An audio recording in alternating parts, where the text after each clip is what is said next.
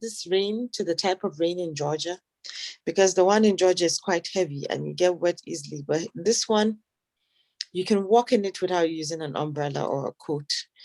And I prefer the drizzle, you know, I don't know. I just prefer this type of rain than the heavy ones. But maybe it will rain heavy because I haven't experienced fall here yet. Mm-hmm. You know, I came in the winter and, well, end of fall, and then experienced winter, and now we're in spring. So, yeah, Well, so I missed your first session. I think okay. I had a timing or a conflict. I can't remember.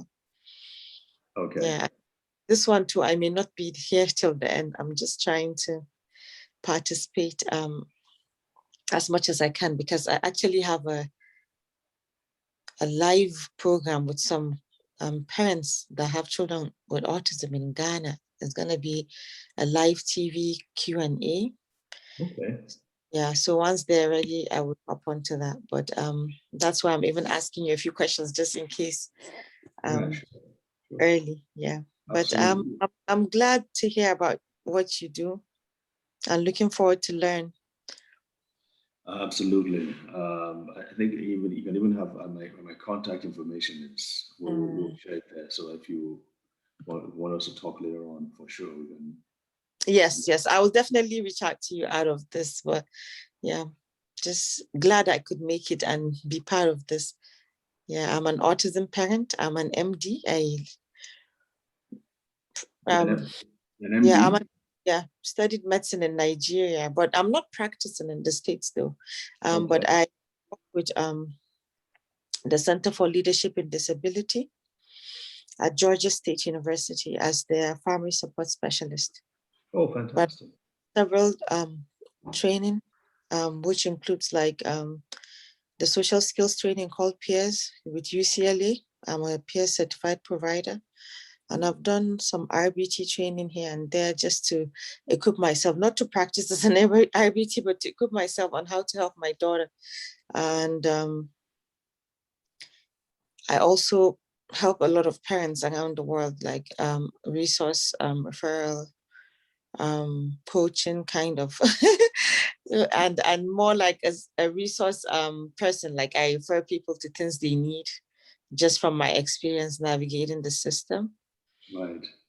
But with the Center for Leadership in Disability, I wear several hats. I am the family faculty for the Georgia Leadership Education in Neurodevelopmental and Related Disability. Wow. I'm also the coordinator for the Family Mentoring Experience for the Emory MPH program. And you're in Seattle? Yes, I'm doing it remotely now. I've been in this position for about 5 years now. The coordinator for Emory was about 2 years now. Mm-hmm. And then also we have an inclusive post-secondary education program housed at Georgia State that is under my office, the Center for Leadership in Disability. So I'm also the parent coordinator for that program. And also the Georgia Inclusive Post-Secondary Education Consortium. I am their family liaison. So they're all housed under our office because our office does a lot of things for the disability community, and we are like a key stakeholder in amongst like the organizations. We kind of dabble into what everybody's doing, trying to be there. As you can see, from last week I told you Dr. Amti is always smiling amongst, amidst all this, she'll open up her call with a smile, and you're just wondering, then why do I ever don't have a smile on my face all the time? And we all know she wears so many caps. I know we can go on and on with her. There will come a time that we have to invite her. Oh, I was from this. Utilize you need to be and come and open the call for us with this vibrance alongside so many other people. We are about to start now. Thank you so much, Dr. Amati, for I just it was a great entry actually, because you're now trying to tell everybody, despite your experience, you can still be whatever you want to be. And I always respect you for this. Welcome everyone. We're sorry we're a bit late. We're doing some last minute technicals, some checks and here, trying to learn some new technology, but then we've learned something. So we're back with Dr. Dyer today, Dr. David. Everybody, for some of you that were here with us last week, thank you so much for joining back. We really appreciate it. I can't call all your names here, but I can see all of you. Thank you for coming. So Dr. David is a medical doctor and health wellness thought leader. His organization, the Brain and Body Foundation, works with the federal government to address brain disorders in Nigeria. He has over a decade of experience providing therapies for children with autism and other neurological disorders. So I won't say more than this. Dr. David is going to take it away from here.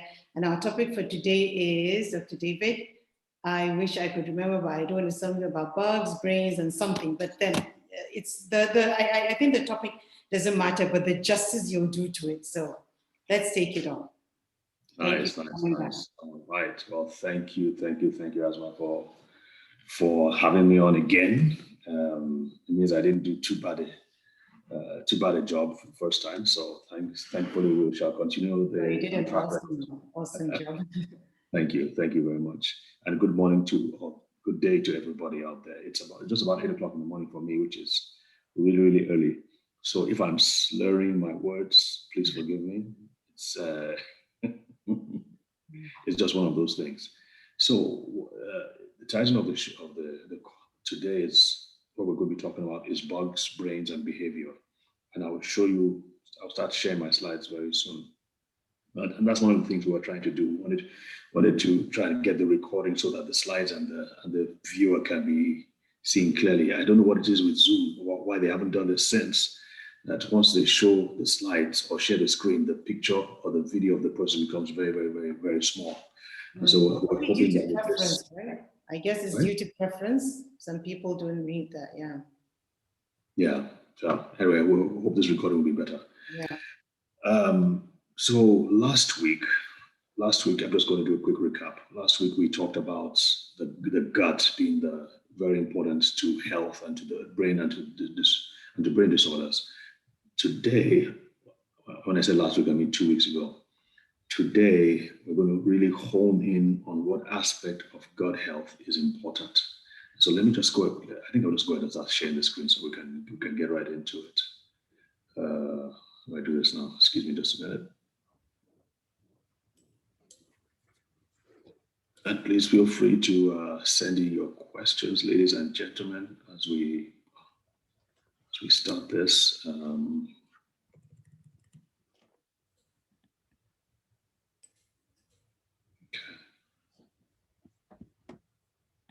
Share my screen.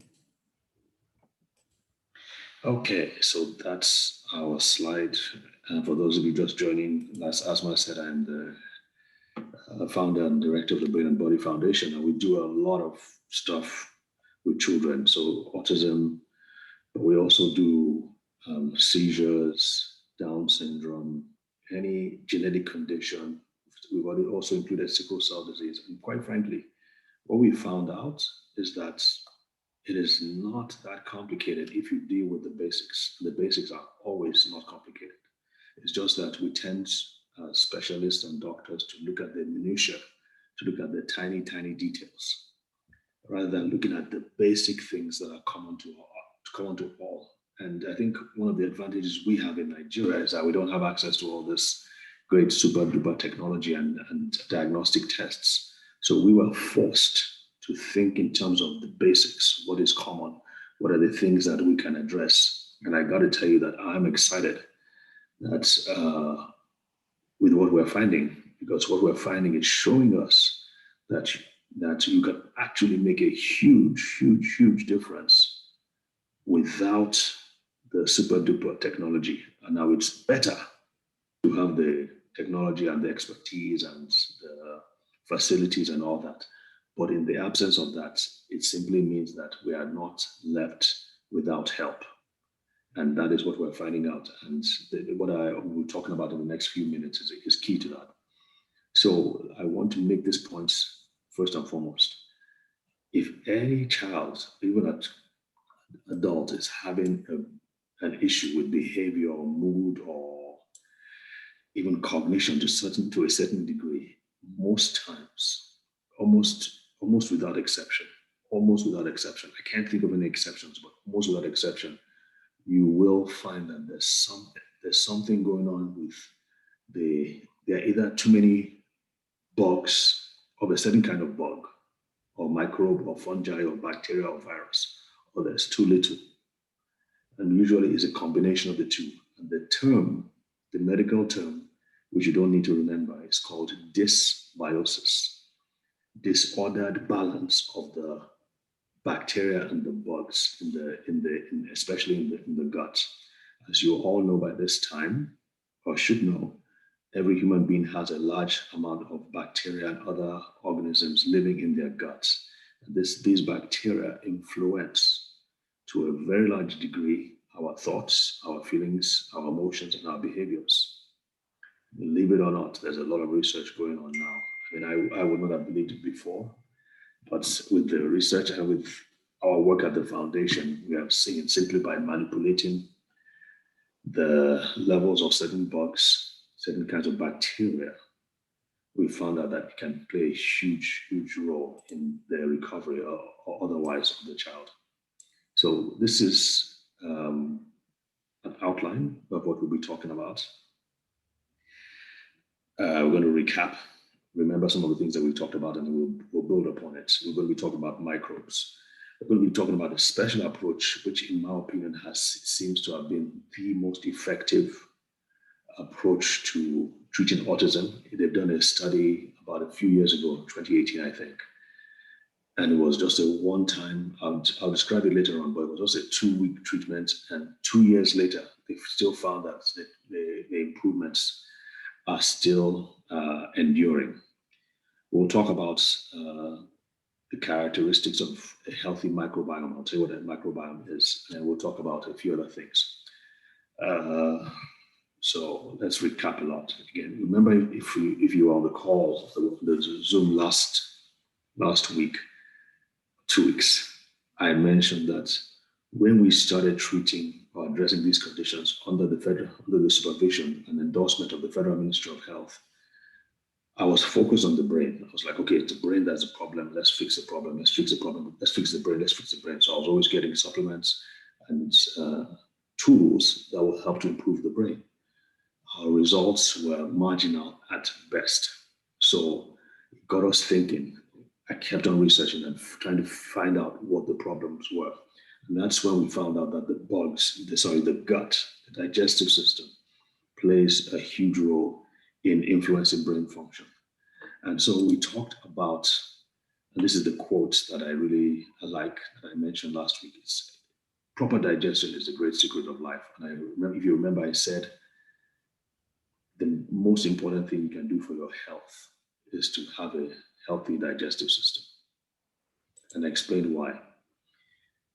And I also said, yes, so in this slide that I showed you, there are 7 areas that what you want to address when it comes to the gut, especially with children who are on the autism spectrum.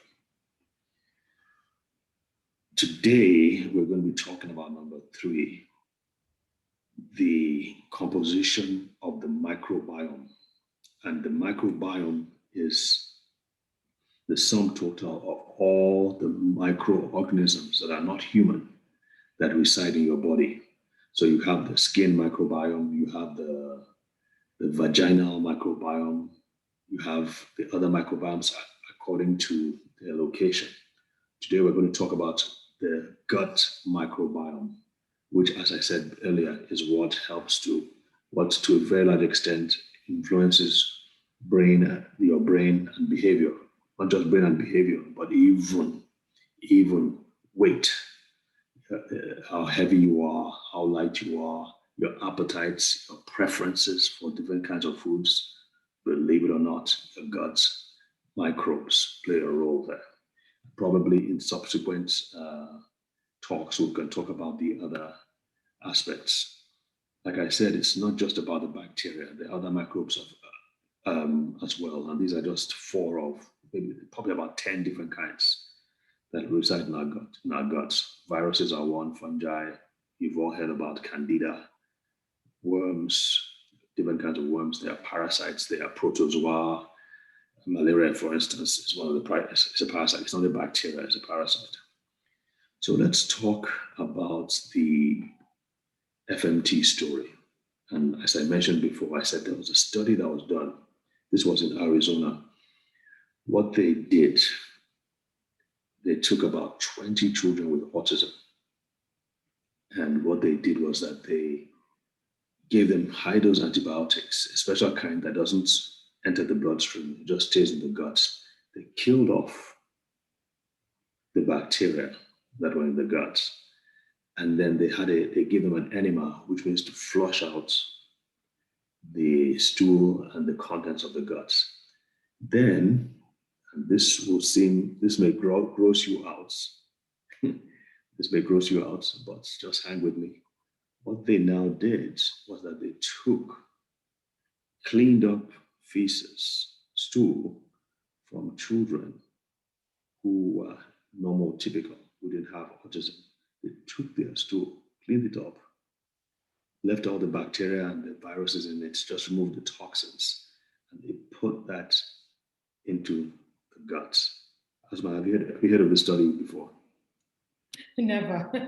Yeah, never. It's a shocking one. It is shocking. How it ends, though. It is shocking. By the way, before I forget this is the standard treatment for a certain kind of very severe diarrheal disorder caused by a specific microbe called Clostridia difficile. That is the standard FDA-approved treatment in this country because they found out that nothing else could work. Antibiotics, nothing. Zero, nothing. They found out the only way they could treat this condition, otherwise the patient would die, is to put the stool of a normal person into the colon and the colon, not the digestive system, but the colon specifically of these people who are suffering with this disease.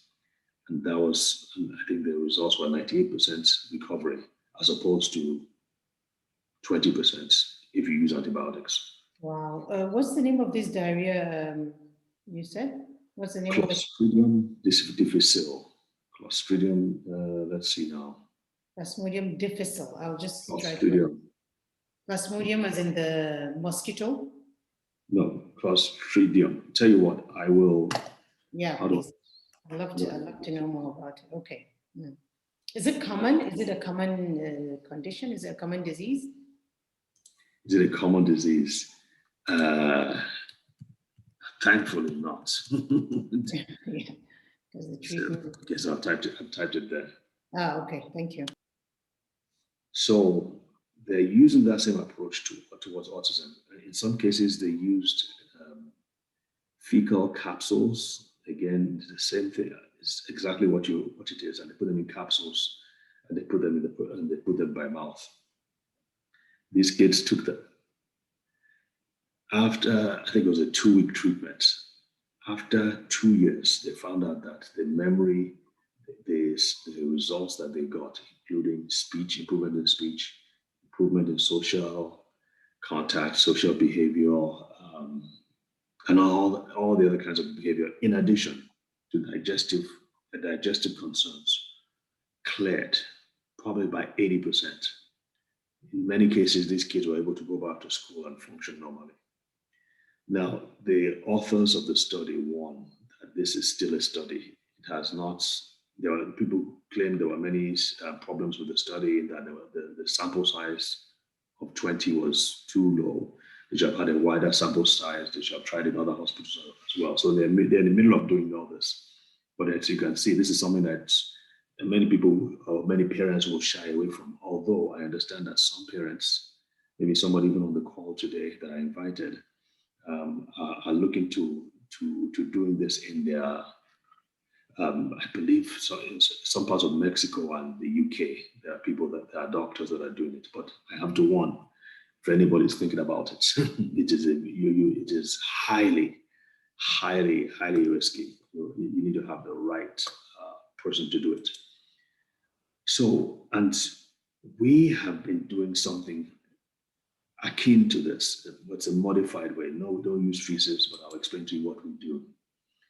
So let me just talk a little bit about some of the things that we're finding out, just in general. Now, this is a diagram, very, very noisy, but over here, It says Parkinson's disease. They're finding out that things like Parkinson's disease, things like Alzheimer's, dementia, and other diseases, they're finding out that it's because, of course, autism is at the bottom here.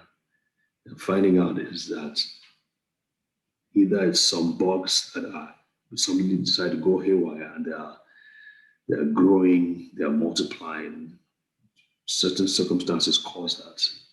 And these bugs can produce certain metabolites and certain chemicals that trigger something in the gut, but also that same trigger is triggered in the brain.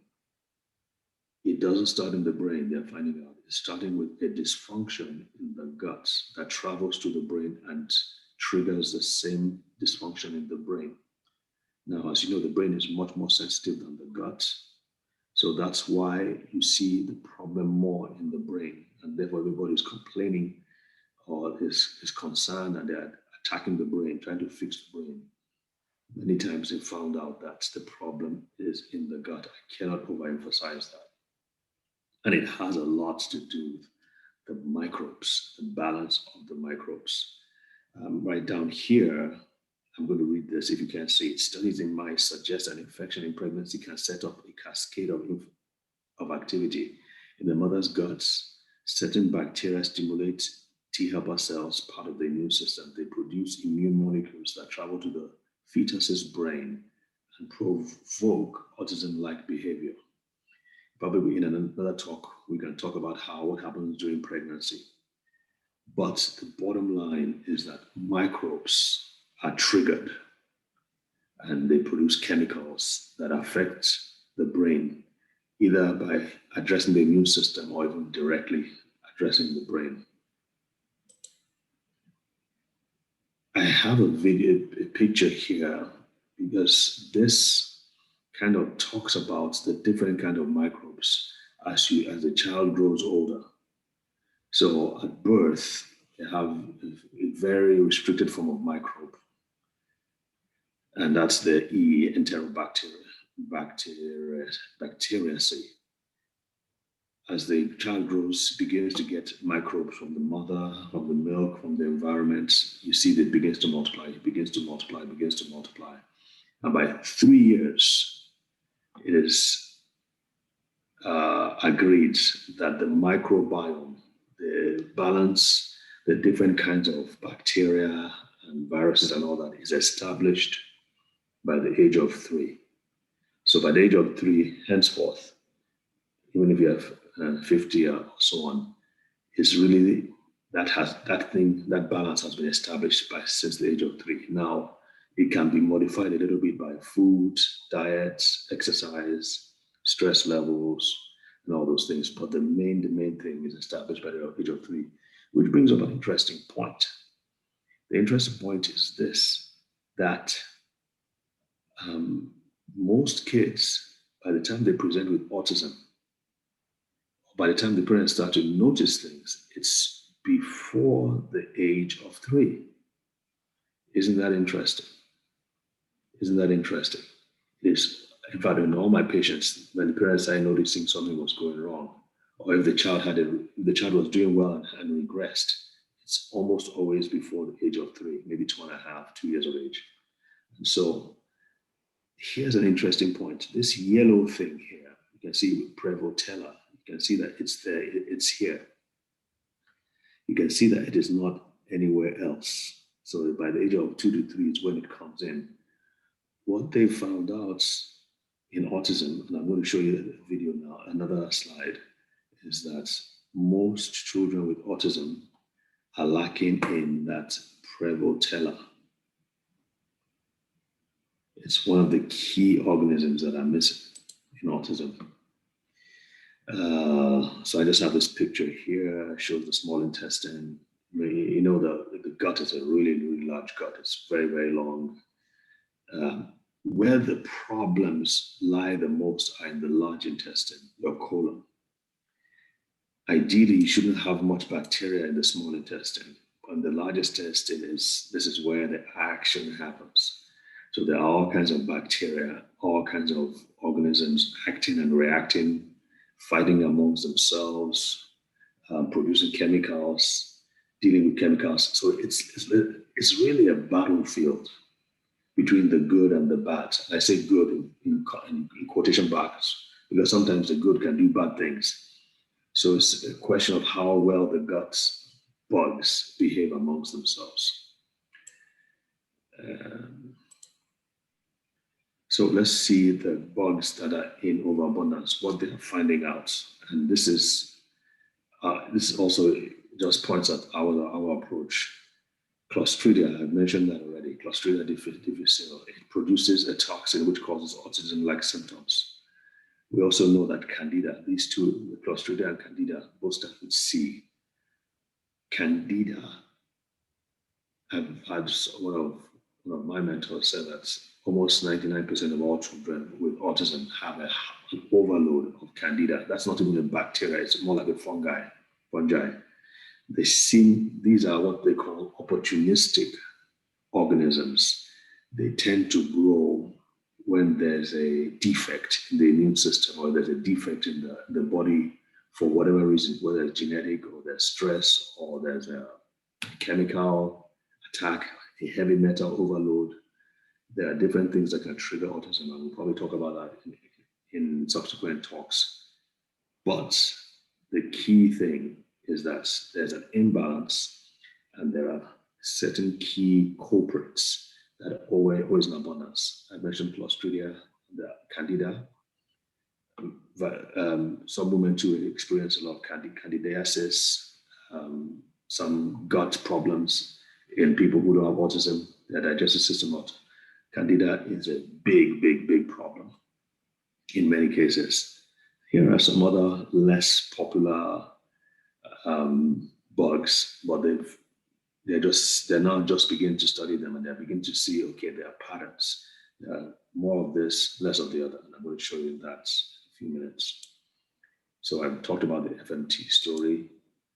Now, this is where the action is as far as I'm concerned. I mentioned Prevotella, that's absent on very low levels. They found that Prevotella helps in the digestion of certain kinds of foods like carbohydrates. If you notice, children with autism are very sensitive to sugar. You give them sugar and they go, oh, hey, they become hyperactive, but they tend to like starchy foods that have a lot of sugar. It's bad for them, it makes them worse, but you notice that they have a craving for it. It's not necessarily they that have that craving. And I know this is hard for you to understand or to accept. It was hard for me as a doctor to accept initially, but the craving is coming from the bugs. As a matter of fact, you can tell. I've learned how to tell now. If I ask a parent what kinds of food the parent and the child likes, and I hear, oh, he likes this, he likes golden morn, he likes cornflakes, he likes a lot of bread, he likes spaghetti, he likes Indomie noodles. It tells me that there are bugs, there's specific kinds of bugs in the gut that are in the ascendancy, that they are overpopulating the gut. They are the ones that are craving these foods, not necessarily the child. They are pushing and driving the child to eat more of these foods and feed them.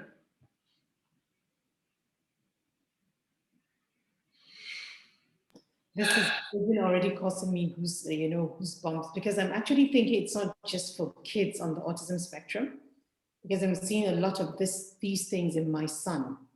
He's gone off meat, veggies, fruit, everything. It's all about, like you said, pasta, rice, cornflakes. That's it. That's all he eats. So this is something I should also check it. So it's not only about kids on the autism spectrum, right, actually. It could happen to any child, right?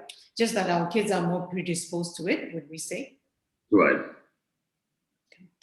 Absolutely. Absolutely. And I'm sure other parents too can relate to this as well.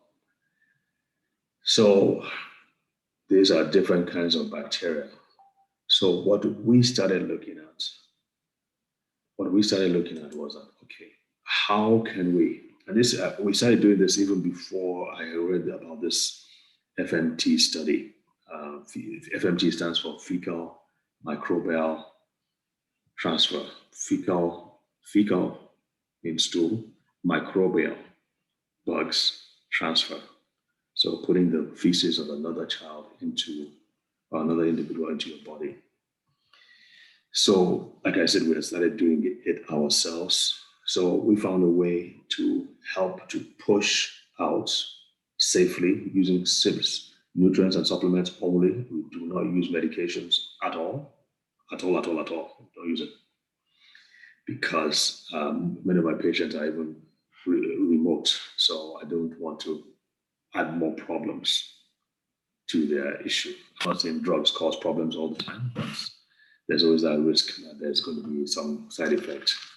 So we find a way to push the bad bugs out, and we also give them specific nutrients and nutraceuticals that will kill off the bad bacteria, the fungi, the viruses, and remove them at the same time by pushing that out. And then, as we're pushing that out, we start to populate with good bacteria, with probiotics.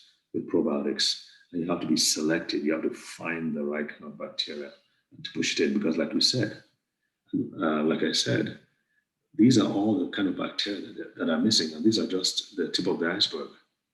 They found as they are developing these diagnostic tools and developing these ability to identify which bacteria is which, that's when we begin to learn about them. But at least we know about some of them.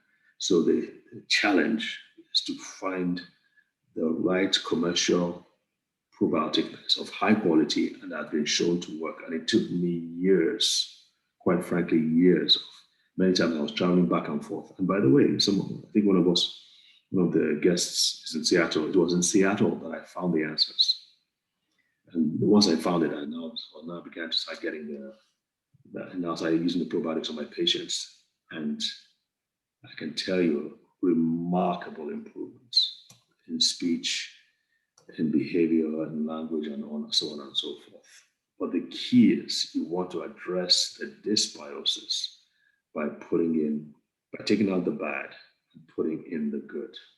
So like I said in our last session, we first 4 to 6 weeks is spent on clearing and pushing out as much as the good as possible and killing the bad bugs. And then subsequent months, from then on, we just, whatever else we do, we give them the probiotics, because we're looking to seed. It's like you're planting a garden. You want to get the right kind of plants and flowers, or planting a field to get the right kind of yields that you're looking for. So we're basically seeding the gut with the right kind of microbes. But you can't just leave it at that. You also have to feed those microbes. The same thing when you're farming. You can't just leave the seeds in the ground. You have to water them. You have to make sure that they're getting enough nutrients from the soil. So it has to be the right kind of soil. The same way we are looking at seeding the gut and feeding the microbes that we seed the gut with. All right. So having said that,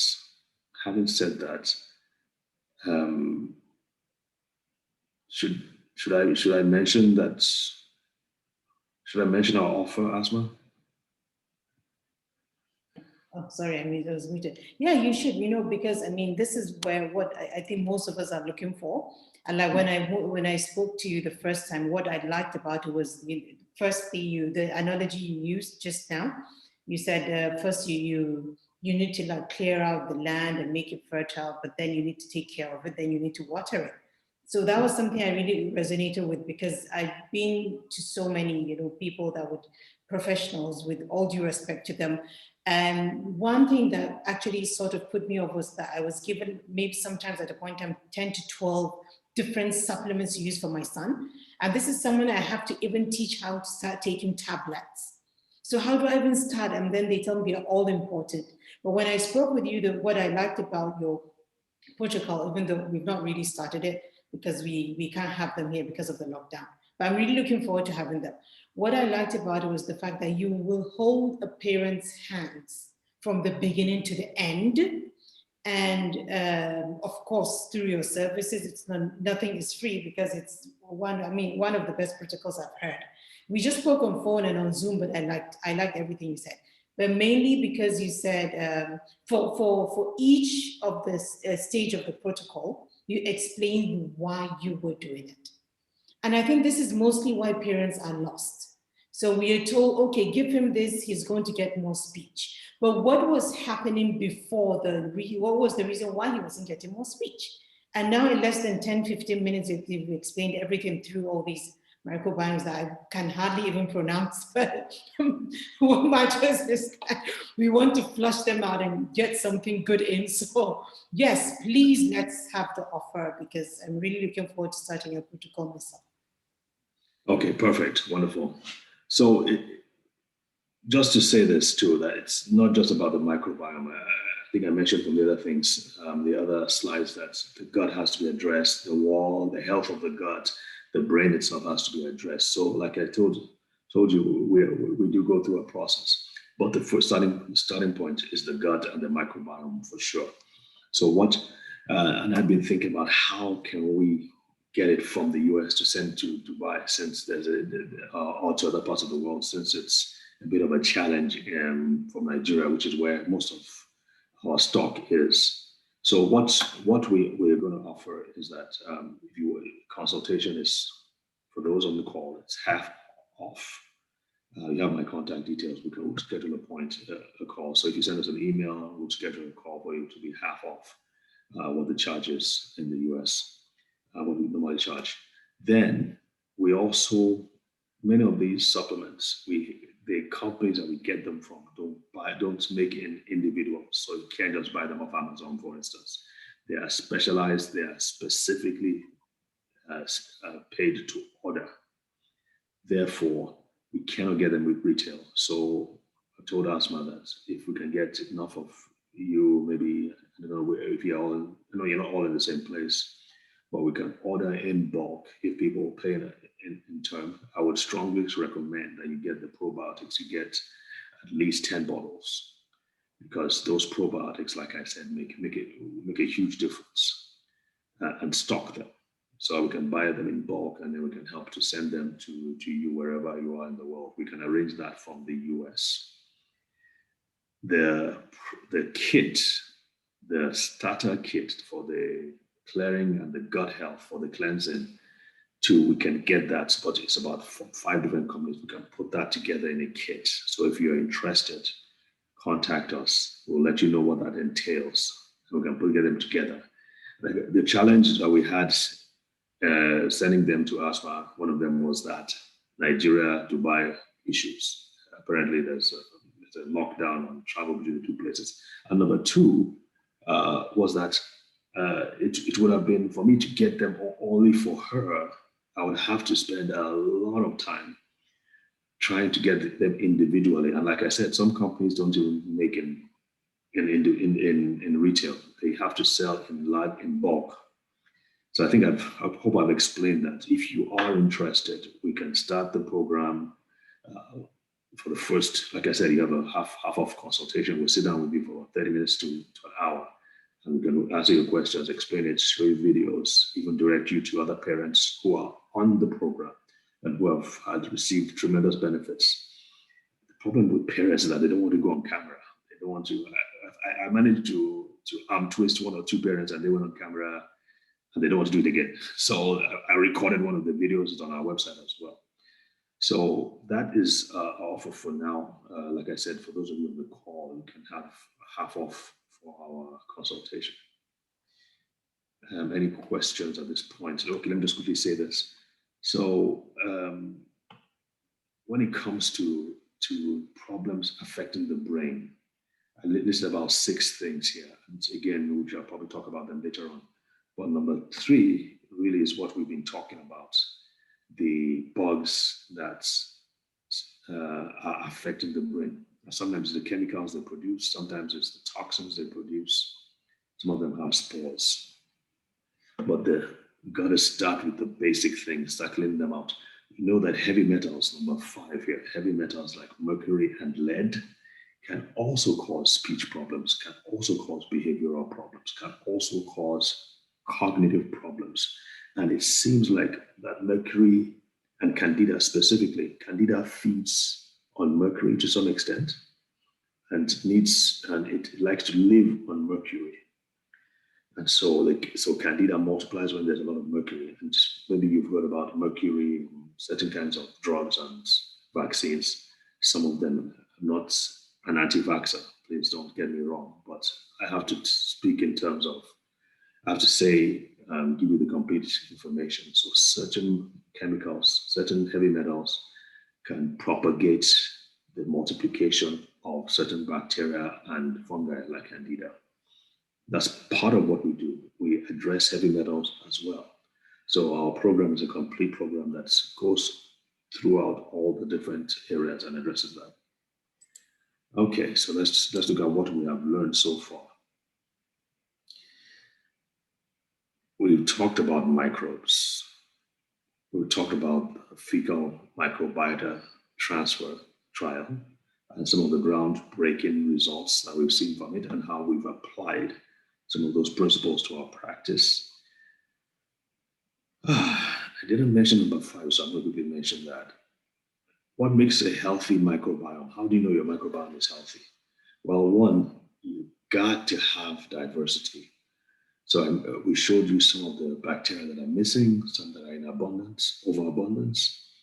The ideal gut is that you should have 85% good, 15% bad.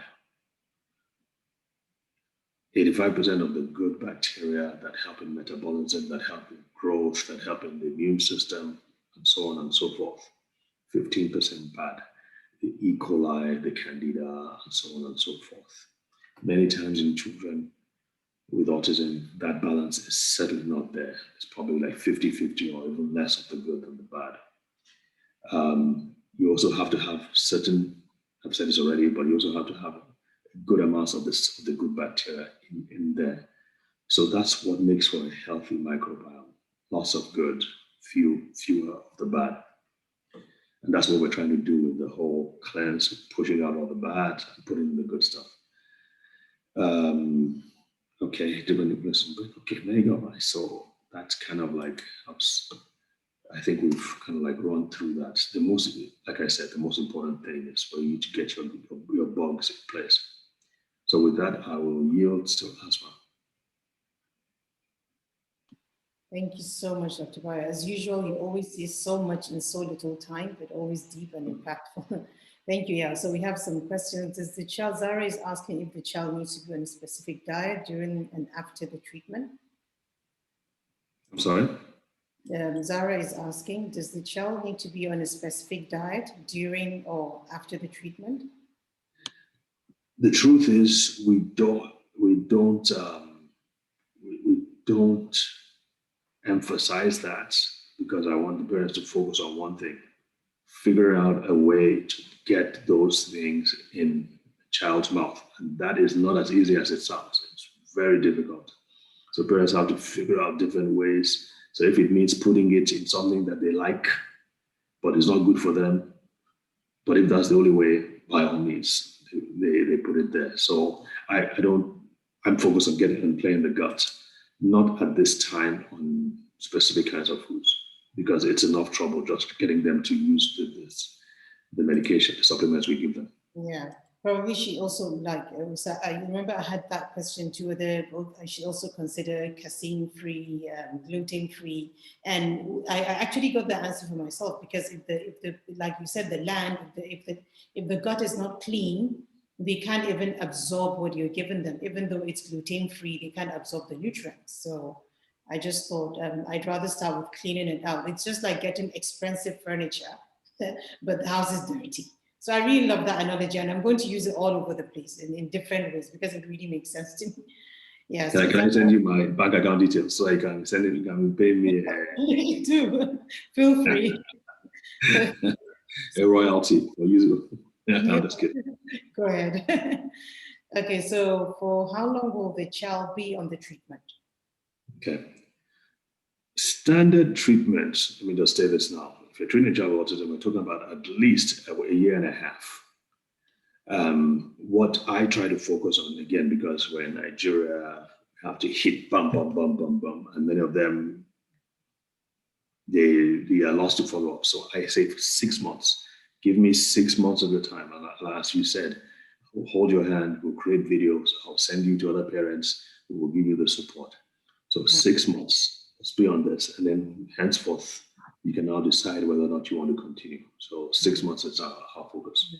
Yeah, at least I think most protocols would say first 6 months, let's see. And yeah, okay, so that makes sense. So where does testing fit in the treatment approach? I think that's a great question. Like as I said in the beginning, we at the Brain and Body Foundation, we're working from a perspective that these things, we're dealing with the lowest common denominator, what is available in the context of Nigeria. So when it comes to testing, I tried it. And we would take blood samples and send them to South Africa. It would take a long time. By the time it came back, it didn't really affect our treatment much. And so, and that's what the people who could afford the testing. So after a while, I was like, this is crazy. This is crazy. When these people, parents, end up spending money, in my opinion, wasting money, where they could have put that money towards cleansing their gut, which is, in my opinion, is the most important thing. Yeah. So for people in the UK or Dubai, US, and they want to do testing, I say by all means, go ahead and do your testing. But it doesn't affect my treatment. What my testing is, what are the parents telling me? What are they observing? Let's find out. Let's look at the child. Is there any improvement? Is there no improvement? What are you seeing? And we address as we go along. Again, that's why I use supplements and I don't use medication. Because if you are using medication, you have to be super careful about the dosage and you want to avoid side effects. But from our experience, it's almost none. People, there will be some, I'll be quite frank with you, sometimes when you're getting rid of bugs, the bugs will make a lot of noise. It's like you're driving out, you're casting out. Wow. So there might be some increased transient, maybe hyperactivity or aggression, whatever it is, but that's because they're rebelling to the process. But if you stick with it, you will find out it's transient and that passes, and then you will see some improvements. And we've seen that over and over again. So testing, for those who want to do it, I don't push it. To be honest, even I'm here, but I wouldn't do that testing again. When my son was 6, I waited for for his hair to grow for like 2 months so that I could do the heavy metal testing, and he was sleeping. I scraped a part of it, put it, did all the lab thing and sent it to the US. But at the end of the day, I still did not do the protocol again because I didn't understand what they were trying to do. Now they say we need to do chelation, we need to do this, you need to eat a lot of cucumbers and flush things out. I didn't know how that process. So I'm the sort of person that if I don't understand a process, I don't put my all into it. And I think this is human nature, right? Because what motivates us at the end of the day? The understanding that we have a goal to reach, but we need to understand the journey through which that goal is achieved. So that's really, for me, I would not do testing. I can't wait to go for it, to be honest. I can't wait. So, when I keep telling my husband, when are the ports going to open? He keeps saying, so he's wondering because he's never seen me so adamant about specific supplements. And you're in Dubai, you want supplements from Nigeria. What is happening? It's just because now I understand, so this is what the information I've been missing all along. Because he knows that what loads of them, they get expired, I never use them. Because I'm wondering, why should I give him GABA today, this tomorrow, that? And when he does some behaviors, I'm thinking, like I always say to his teachers, when they say he needs to see an occupational therapist, I tell them, I know you're professionals, but as a mother, I feel there's more to it. I think there's something physiological happening in my child's body. It has more to do with either his tummy or his brain than it has to do with just, external environment, how he perceives things. So really, I really urge a lot of parents to start this. And I promise to like be the first person to give my testimonial. Besides, I love giving testimonials. I don't know why, but I need to share this success story. So I do promise to do that. What kind of diet is appropriate for the child? I think we've spoken about that, right, Dr. Dyer? Yeah, so let's just do the main thing. Zara is asking again, are there, okay. Okay, I went back. Kiki Lomo is asking, can you give a guide of the cost implications for this treatment? Yes. On average, and there'll be some variations here and there, on average per month, we're looking at, and let me quickly say this too, if the child is less than 6 months, is going to be looking at about $500 a month. The child is above 6 months, I'm sorry, I meant 6 years. So it's about $500 a month. Above that, it increases. Of course, if it's above 10 and all that, the dose and the amount just have to increase, and you might have to bring in some other things. So it's above. If it's less than 6 years, 6 years and below is about $500. Above that can go up to about $1,000 a month or more. Mm-hmm. But here's the thing. I always try to, when people say, "Oh, that's too much." In the US here, a doctor who treats autism, just for consultation, they charge $500. And then the testings, of course, they will not let you go anywhere without doing a test, because, of course, doctors, they have to watch their backs. They have to make sure that they do everything according to, so they will not treat you without a test. And that's cost, that goes into the hundreds as well. Mm-hmm. And the medications, again, go into the hundreds as well. So it is a fraction, really, if you come to think about it. And if you think about it long term, if you don't start your child as soon as possible, the compounding effects of their costs can be astronomical. Because you have to think about having a shadow, a teacher to help out to watch your child. You have to carry your child, and you have to pay for other tests, get the special diets. The other things increase. But if you deal with this effectively now, if you commit to 6 months, you will find that you will save yourself a lot of money and a world of hurt. You know, that was even the point I was trying to get at, to say, I mean, all the therapies we're paying for, we're paying an arm and a leg. And if the child can actually calm down to a certain level, there's a certain percentage of therapies they don't need. If your child doesn't need 20 hours or 40 hours of ABA a week because he's more calm, he's calmer, why give it to him? So why not use that money and start getting him into maybe thinking of mainstream school or some sports activities instead of, because we're paying so much just to calm him down. And even that was when his doctor said, I think you need to put him under medication during the pandemic, because he got very anxious, even though it was against my will, but I knew better than to resist because he was really, really aggressive. So for me, most of the time, even the therapies or sometimes the medication, with all due respect to psychiatrists, I mean, they're doing with all good intention, but it's mostly a band-aid. For me, it's just a band-aid. Even the therapies don't really work unless the child is sometimes on medication. And that's also just temporary. Like even when he resumed school, one of his teachers said, I hope he's still on medication. I said, well, is it the medication that's working now or the therapies? How would I know your therapies are working? So I can just imagine if I could just take a calm child to school and he's just going to get the best use of the money we're spending there.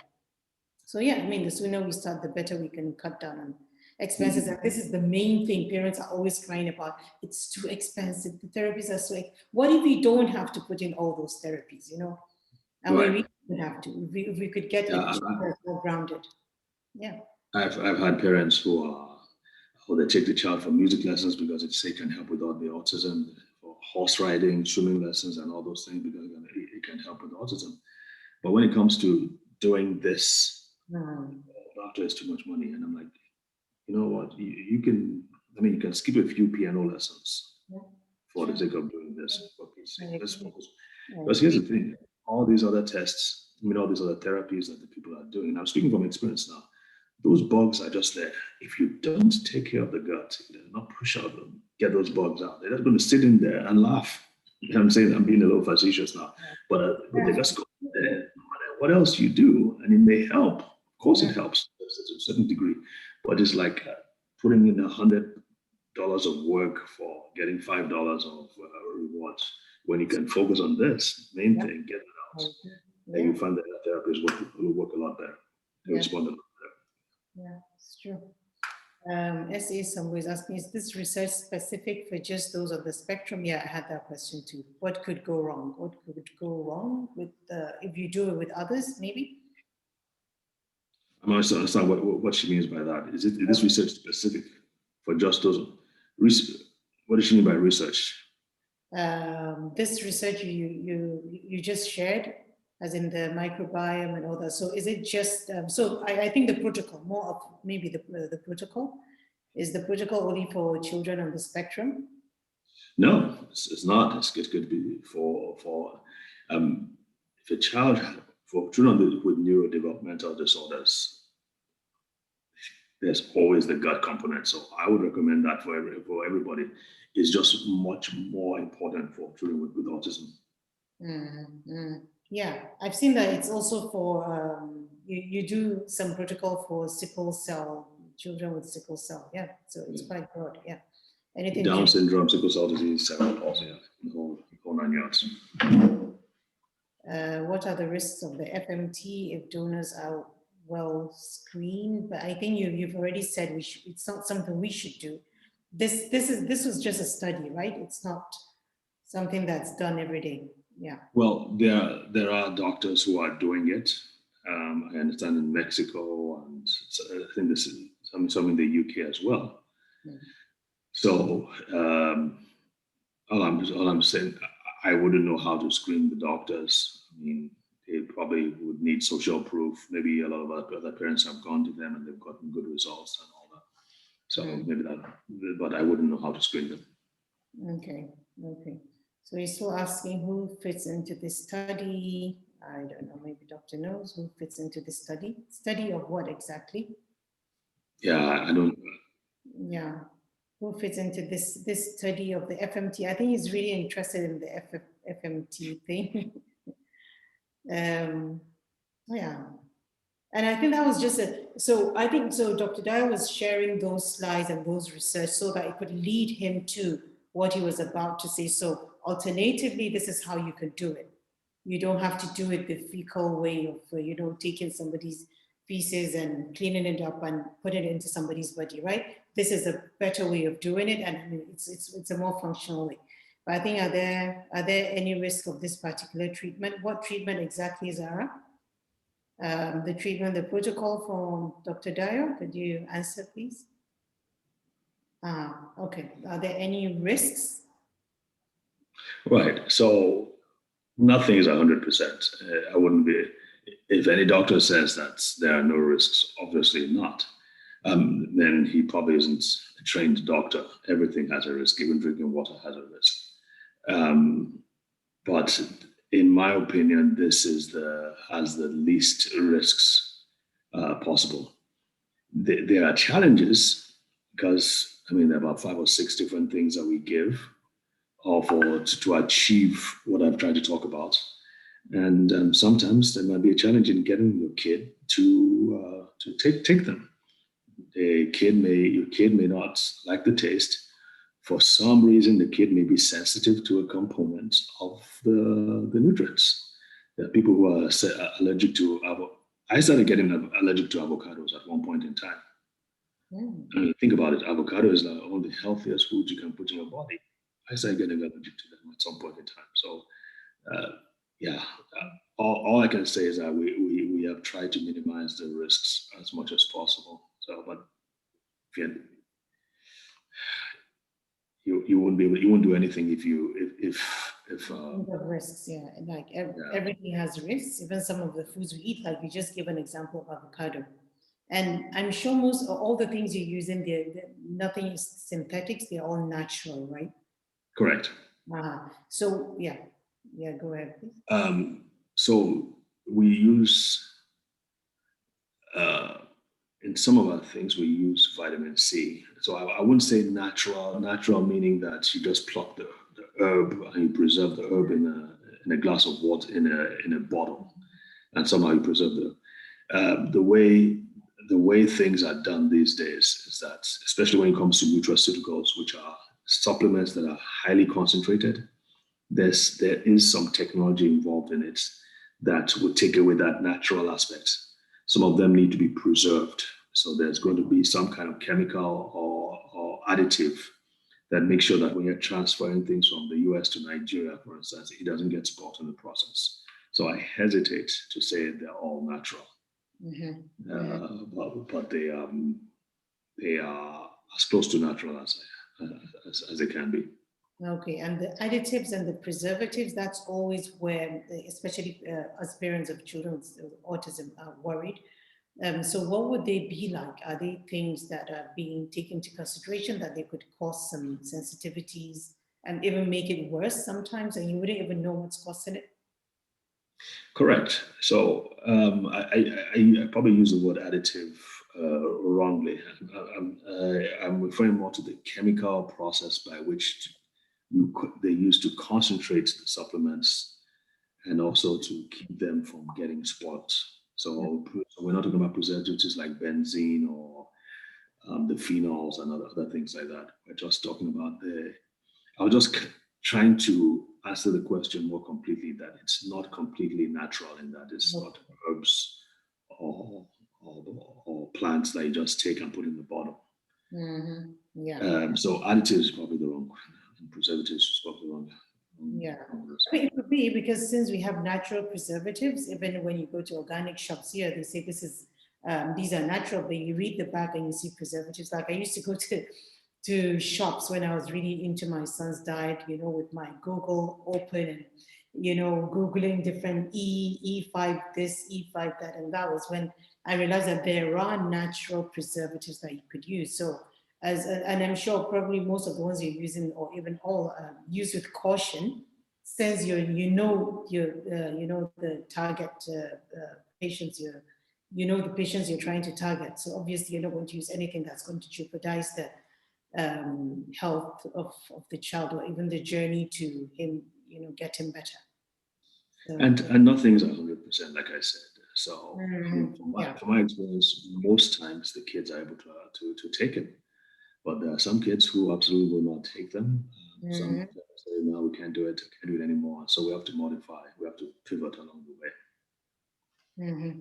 Okay, so for example, if you send a powder or some tablets and the child can't take it, then maybe, if it's tablets, probably you can ask us to crush it and use it, not something that you could give us that guidelines. But if it's I don't know, what is it? If it's just something to soak in water and drink, I mean, our kids are very choosy. But I think at this stage we'll just cross the bridge as it comes. Like immediately I knew I was going to start your protocol as soon as I could. I got him to start taking tablets. So I started with the gels, the soft ones. So I use this, we did it with his therapist, and we just did sort of a behavioral thing for him, whereby we arranged different things and we asked him to swallow one, and it worked beautifully within a week. So all I want to say to the parents here is that if your why is strong, you'll find a way to get it. If somebody comes and says to you that if you don't do this to your child, in 2 years' time, he won't even be able to say one word, you'll find a way.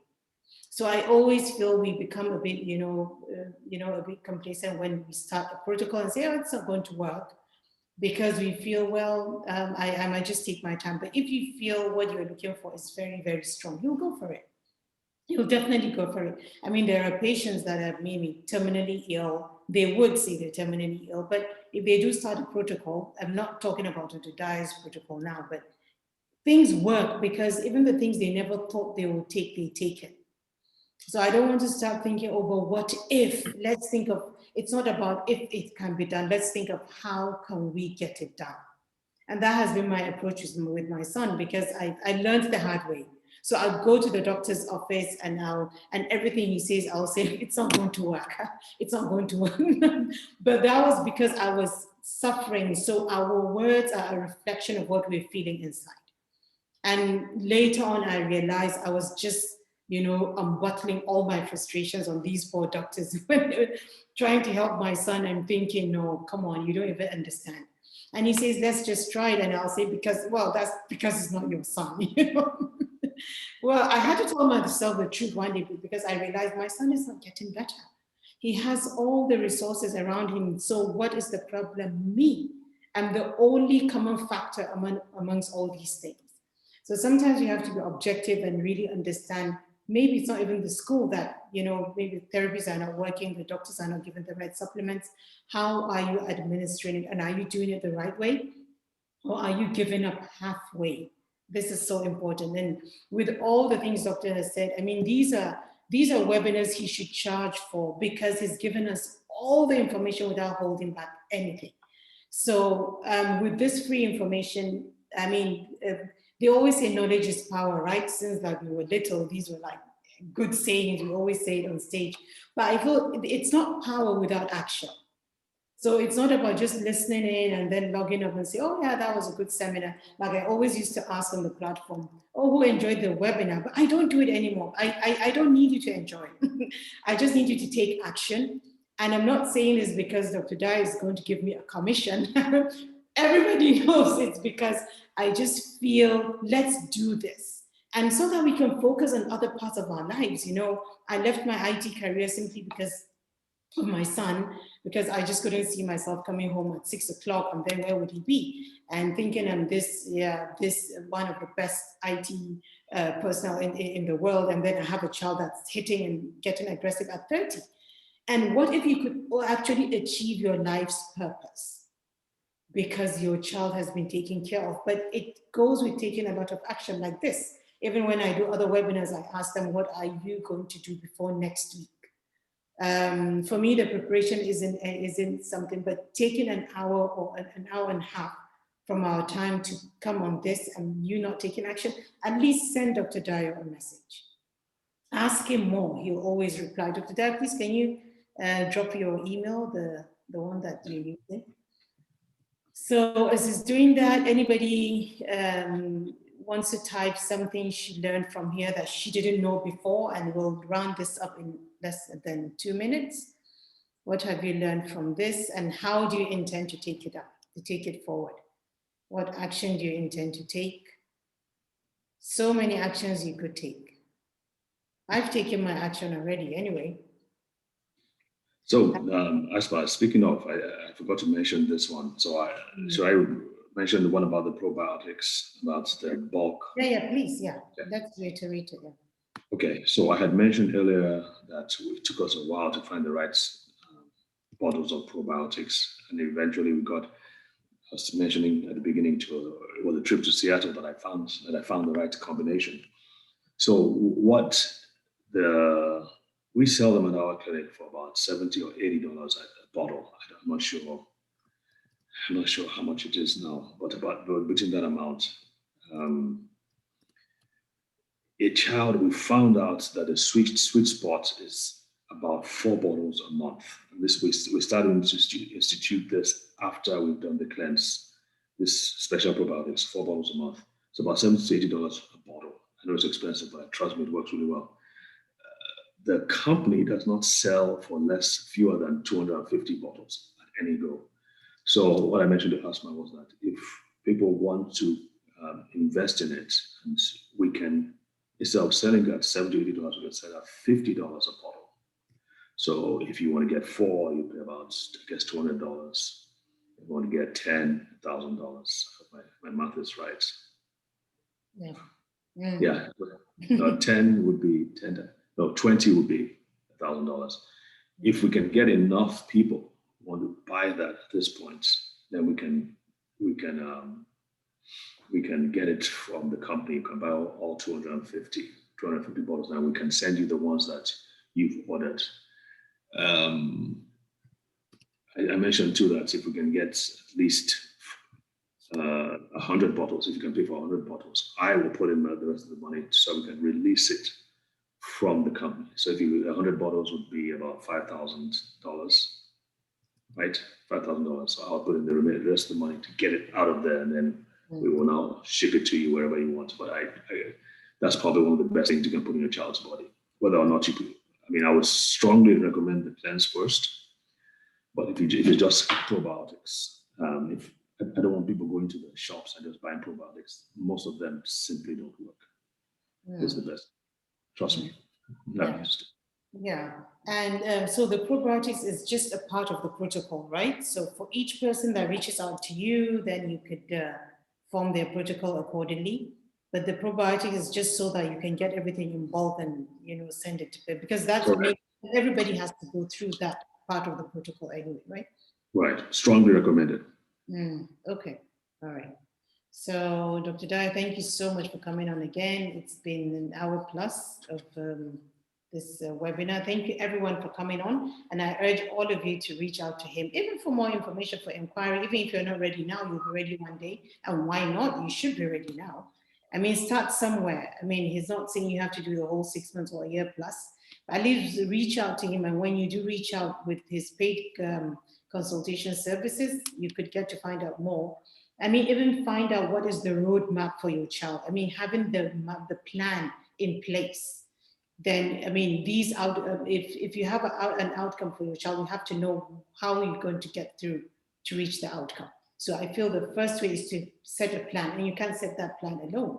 So reaching out to him, during the consultation, then you can set, it's 45 minutes consultation, is it? Or an hour? Yes, 45 minutes. Okay. And then that's when he gets to ask you deep questions about your child. And then you can take it up from there. Thank you so much, everybody, for coming on. And good morning. Have a good morning or good afternoon, Dr. Dio, and those in Seattle and other parts of America. Thank you so much for those. And I'm not sure if there's anyone from UAE here. We're all getting ready to break our fasts. In Nigeria, it's 3:20. Thank you so much for coming, and have a good evening. Dr. Dyer, thank you so much. Thank you very much. Take care. Yeah, bye.